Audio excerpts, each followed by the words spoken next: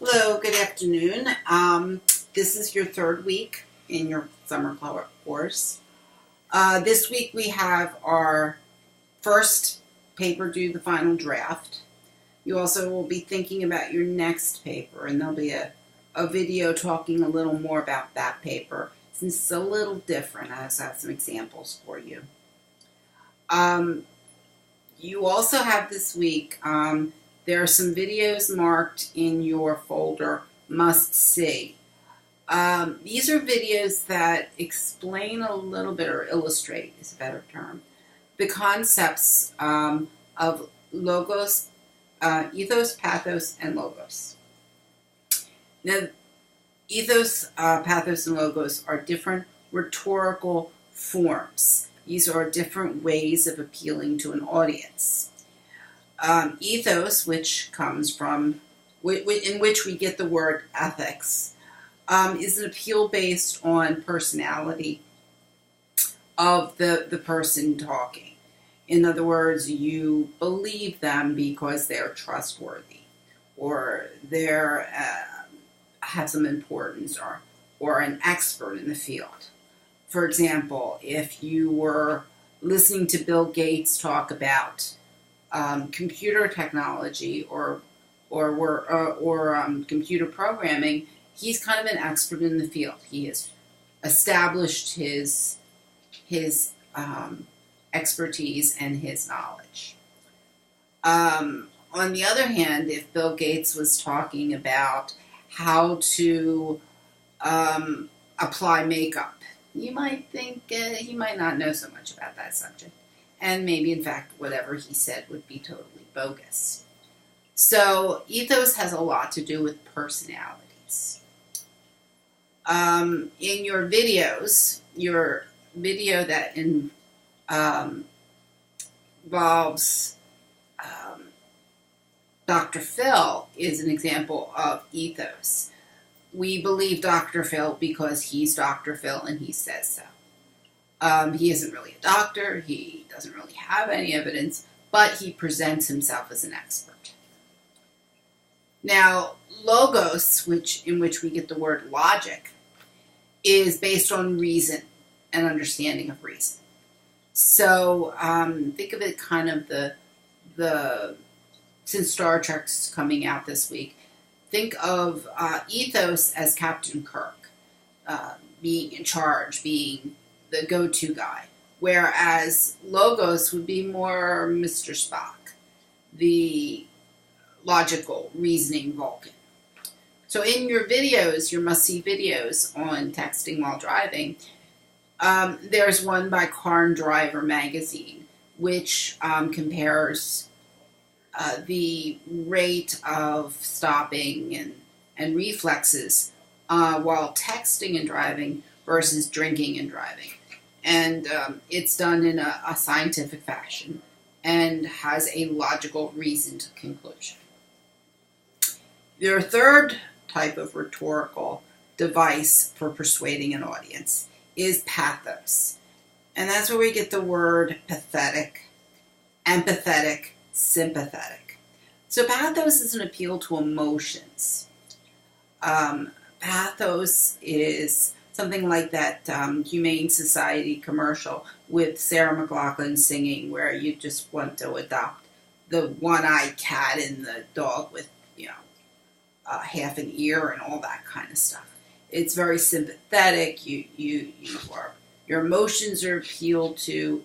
You don't care what's done. You just want to help. And sometimes pathos doesn't have to be sympathetic. It can also be angry. You can listen to a speech and be riled up to fight for what you think is right, or to fight the enemy, or sometimes even fear. We saw that kind of in the acceptance speech of Donald Trump, where he's talking a lot about being afraid of terrorists, afraid of criminals, afraid of economic disparity, all kinds of things. We should fear the zombie apocalypse. So that's another type of rhetorical persuasion. In your text while driving videos, I have the third video, which is the BBC's commercial advertisement as a warning, public service announcement, as a warning about texting while driving. It's a very emotional car crash where these young ladies are texting while driving and their car gets hit and, people die. It's not real, it's a commercial, but it's a commercial really set up to cause the viewer to have an emotional response. So I want you to look at those 3 videos. There's also a PowerPoint and a PDF file on what I'm talking about, the texting. I mean the different forms of rhetorical persuasion, ethos, logos, and pathos. So please look at those as well. I also have some hints on writing. There's a PowerPoint on ways to improve your writing, which is a pretty nice PowerPoint. I would like you guys to look through that as well. This week's readings deal with celebrities in television and pop culture as a whole. So please look through read your readings. The quiz is based on your readings, but I also put some links up there if you want to look at them about this kind of age of reality stars and so on. So hopefully you will find something interesting. As I said, your paper 1 is due. We do have some discussions up as well as your quiz. Doing the discussions a little different this time. Your discussions is tied in with the reading. I'm asking you to post an original thought, your opinion, your answer to the question. And then I would like to see you respond to one of your classmates. So you'll receive 5 points for each one. 5 points for your original and 5 points for a response. I also have a second discussion board up, which is going to be a new one that I'm going to ask you to continue doing the rest of our time together. And that is for you to think about what's in the news. So I'd like you to post either a news article or a video, YouTube video from another website, that you think is an interesting news story. Please give me a very brief summary of the story. It could be a sentence, 2 sentences. And also why you thought it was interesting, why you felt this is something that you could share with the class. Finally, in that Tell Me Something I Don't Know section, avoid duplication. So first person to post gets the story. So when you see if your story is already posted, go and find another one. So no duplicates. You won't receive points for duplicates. Blackboard posts the time that you posted. So first person that posts the story gets it. I posted an example for you.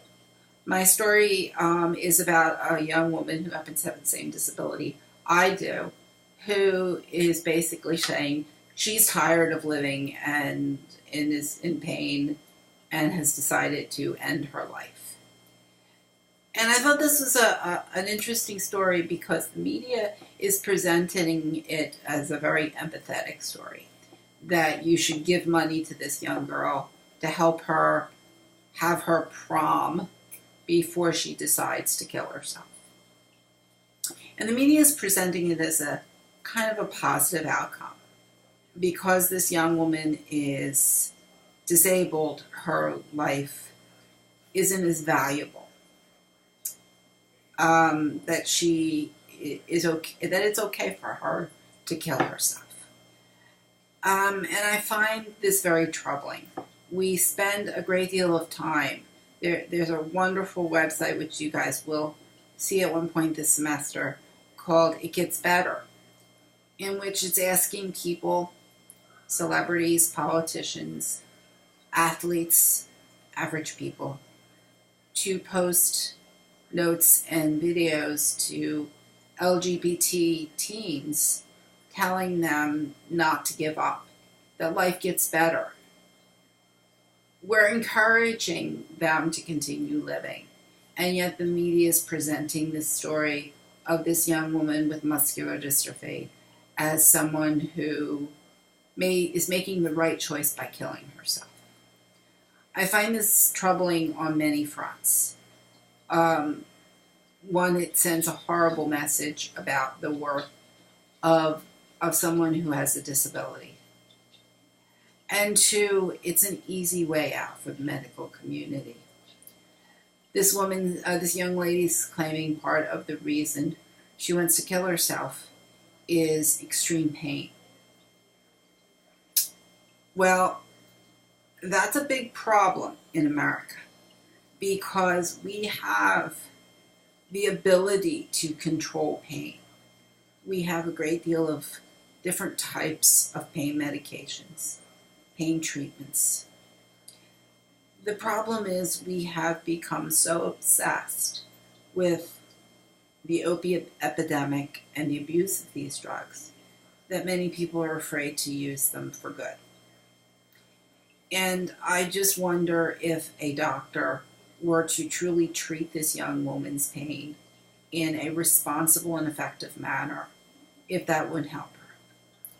The other end of it, and I'm sure this is the greater end, is the burden of the disabled body. And we as a society force families to give up everything to care for their disabled family members. And we do that, or we offer them the alternative of housing in a nursing facility. Both of those are very difficult issues to deal with. We pay assistant care so little, no one can really live on that as an earning. So if you were an aide to a disabled person and you worked 40 hours a week, you still couldn't afford to live. And that's unfair, and that's wrong. In many states, they're exempting aides from assistant care from minimum wage raises. They're exempting them from being able to unionize. They're exempting them from overtime pay. Why? Because somehow that job seems less important in the public eye. And I'm saying it's not. We need to respect that job the same way we respect teachers, nurses, nannies, individuals that are caring for our most vulnerable citizens. And we shouldn't expect a family to be able to completely do this on their own. There's an anthropologist out there named Martha Nussbaum, those of you who are thinking of nursing profession or the social work profession, or even the police profession. I know I have a few of each in this class. Martha Nussbaum's an interesting person to read. She talks about the idea that we're not individuals. We're not out there to pull ourselves up by our bootstraps, but we are a linked web of society, that we're interdependent, that we need each other. We're social creatures. We need help. We need companionship. We need empathy.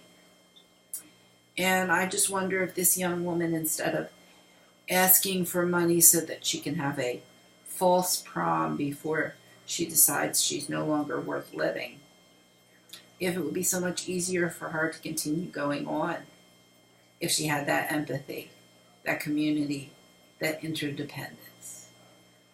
So I'm going to leave you guys with that thought. Please post your comments to my news article. Tell me what you think about that young woman. I'm especially interested in some of you guys that are thinking about being nurses. I know there's quite a few of you. And I think that's an important subject for the medical community. Are these broken bodies so broken that they're disposable? Or are we such an interdependent creature that we need each other? And if I lack the ability to walk, maybe someone can give me that by being my legs while I give them something of myself. That's what Martha Nussbaum means by interdependence. All right, guys, I will leave you with that thought as my YouTube clip is getting into 15 minutes and YouTube complains if it's too big. So please work on your papers. Remember your due dates, and please email me or post comments if you have any questions, problems, issues, suggestions. Remember, I want to hear from you. All right? Have a good afternoon and a good weekend. Enjoy the sun.